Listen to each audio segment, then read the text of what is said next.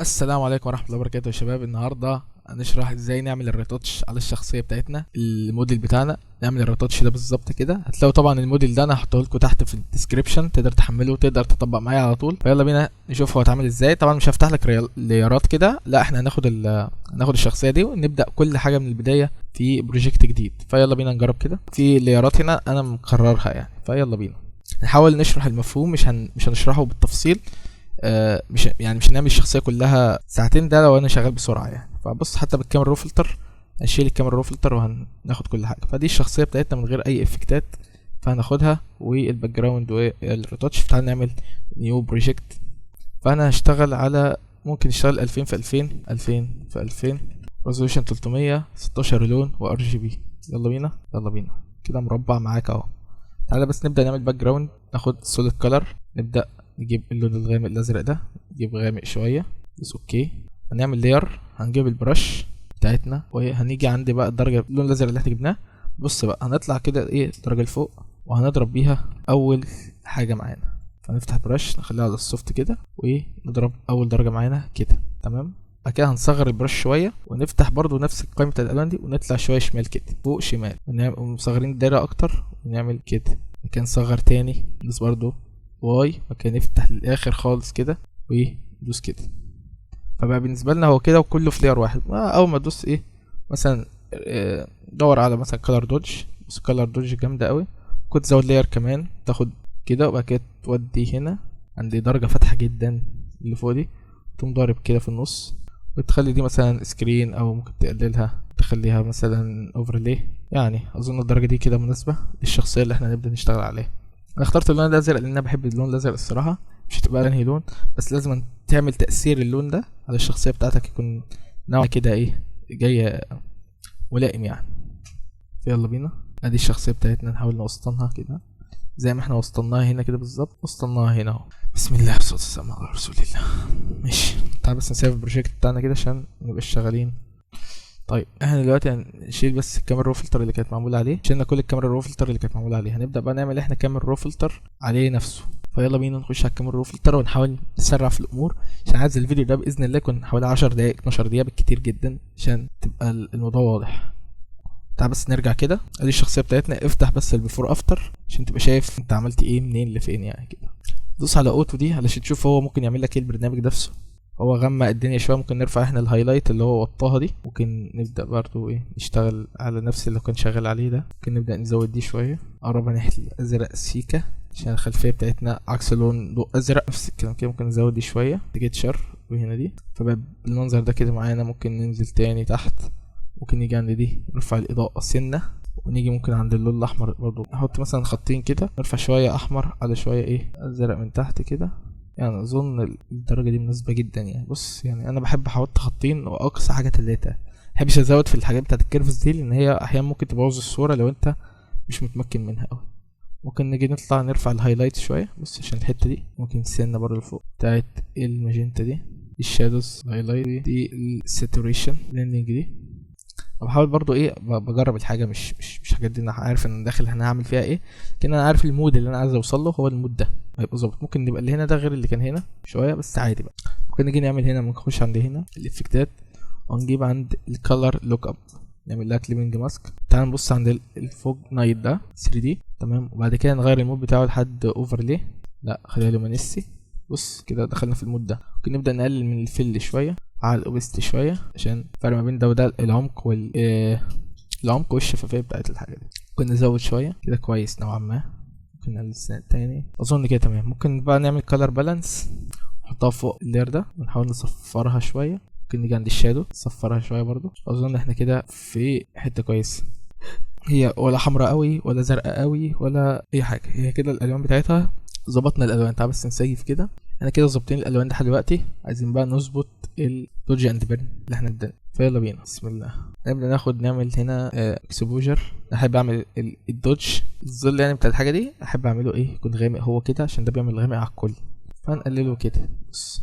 والجزئيه اللي هتبقى هنا دي والجزئيه بتاعت الوش والحاجات دي هيجي عليها لايتنج من ورا. بس ده اللي انت لازم تراعيه. والجزء اللي تحت ده ممكن يبقى غامق شويه.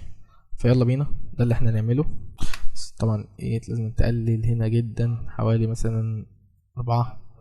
او 6، وهنا نفس الكلام كده عشان تبدأ تشتغل كده. زود تاني ممكن 12 12 12. بص كده اول انت تبقى شغال تظبط معاك. فانت ده اللي احنا بنشتغل بيه. ممكن نزود الاوبست شويه. طبعا انت لو معاك تابلت جرافيك الموضوع يبقى اسهل لك بكتير ويبقى اسرع، لان انت بتبقى بتتحكم كانك بتتحكم بقلم بالظبط. لكن لو معاكش تمام زي الفل. احنا كده بنشتغل اهو.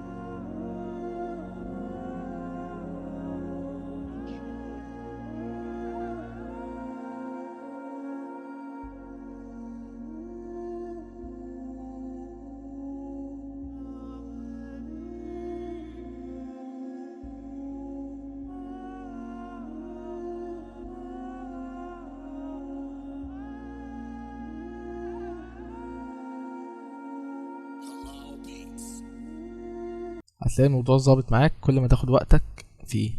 انا عامل الصورة اللي هناك دي كانت في ساعتين ولا ساعتين ونص، وقاعد كنت لسه مخلص شغل بقى، فانا كنت رايق لها خالص وعلى الهادي خالص، وانا موريش حاجة وبتاع.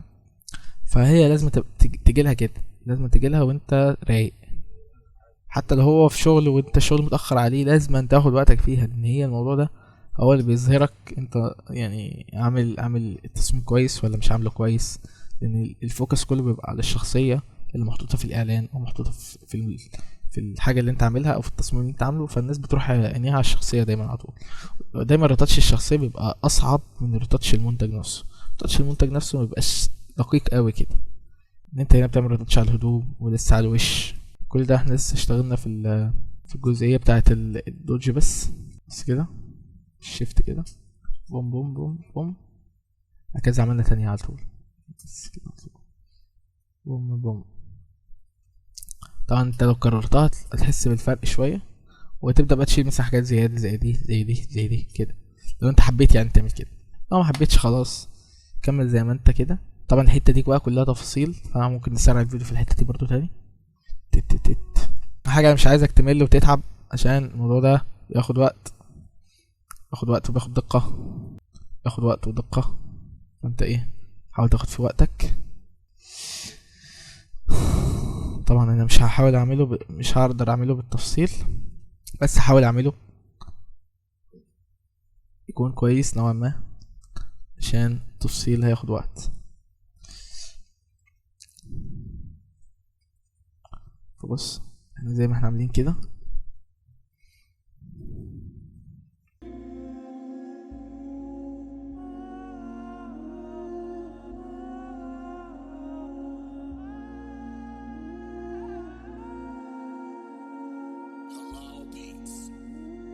بس انت لازم برضه تبقى جايب تصميم يكون فيه تنيات وفيه اضاءة، عشان يساعدك شخصية يعني يكون فيها تنيات واضاءة، عشان يساعدك ان انت تقدر تظهر الحاجات دي. فبص بقى كده انا دلوقتي بحاول ما نقفرش شوية. بس الشخصية بتاعتنا طبعا لسه الطاقية، والطاقية دي حوار اللي فوق فيه، فاحنا ممكن نستثنى الطاقية علشان وقت الفيديو. انا هحاول اشرح لك الريتاتش على الجزئية بتاعت الهدوم من تحت والايد والوش. مش هعرف اعمل الطاقية، ففكك من الطاقية دلوقتي. والهدوم دي برضو مش عارف اعملها كلها، فانا هنعمل جزئيه منها مثلا الايدين دول والجزء اللي هنا ده. نرفع الكيرفز كده من النص، ترفع لفوق، ما ترفعش للاخر كده، مش كده عشان ده غلط يعني جدا. فانت اعمل بس ايه، خليك بس كده في الجزئيه دي. وانا بعمل حركه حلوه يعني، باجي اخش كده على اللير نفسه، دوس كليكتين عشان افتح بلند اف، واخد البلند اف كده عشان اشيله من حته الغامقه اللي انا عملت فيها الدوج، هو ما يجيش فيها غصب عنه، فاهم؟ فيظبط معايا البرن كده. بص كده كده، فهو كده في اجزاء، لكن انا عشان مزود شويه الكيرفس فعشان كده ممكن نيجي عند اللومينيستي وهنشتغل بيها كده باذن الله. تيجي تعمل هنا ماسك، تعمل كنترول اي، تجيب البرش وابدا اشتغل بقى. بحب ابدا من جنب واحد واكمل كده. فبص بقى، يعني في حاجات احيانا هتديها لمعه كده، لمعتين تلاتة كده وتمشي، مش هتلون فيها، فاهم؟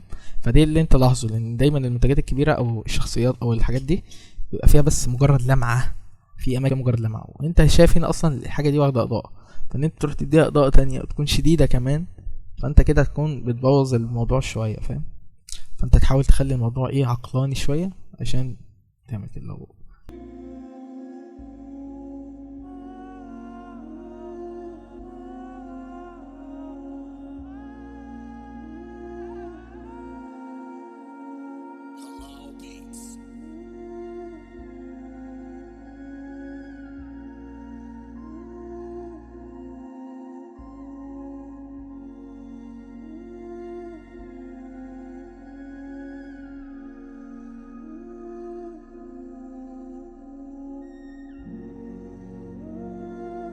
تنسوش تصلوا على شفاكم يوم القيامة رسول الله صلى الله عليه وسلم. فبس كده اهو، اهو اهو. انت برضه نفس الكلام كده. انا اظن المفهوم وصل يعني، عشان الموضوع ده مجهد جدا. اظن ان المفهوم وصل، اظن المفهوم وصل بطريقة كويسة يعني. فهو ده اللي احنا بنعمله. طبعا انت ممكن تكرر ده مرة واتنين وتلاتة، انا بحب بس اشتغل بأوطى حاجة علشان انت تبقى شايف التغيير بتاعك عامل قد ايه. احنا ممكن برضه في الاخر، ممكن في الاخر برضه نبدأ نعمل ممكن في الاخر برضه نبدأ نعمل حاجه كده من الكاميرا رو فلتر، هبقى اقول لك عليها عشان نبين الحوار ده اكتر يعني.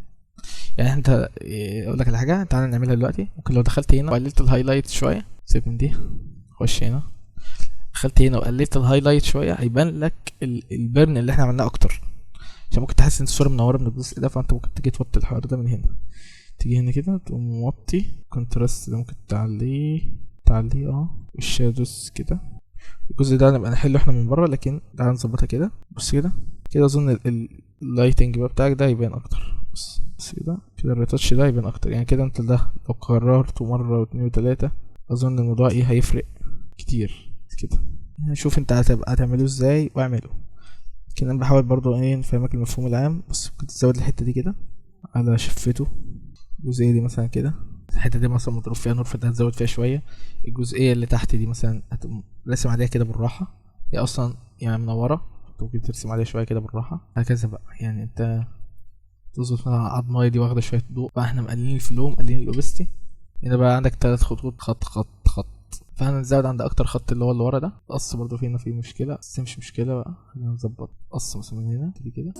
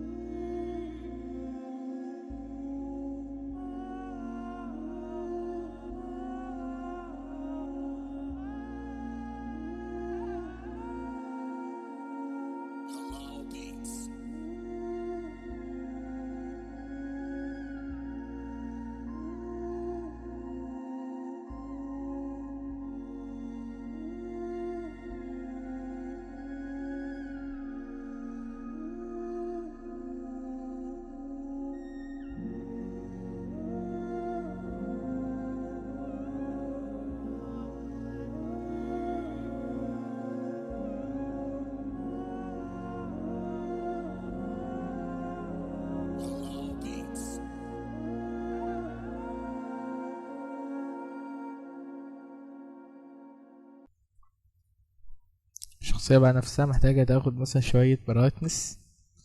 ممكن نيجي هنا بالبرايتنس كده ونحاول نرفعها شوية.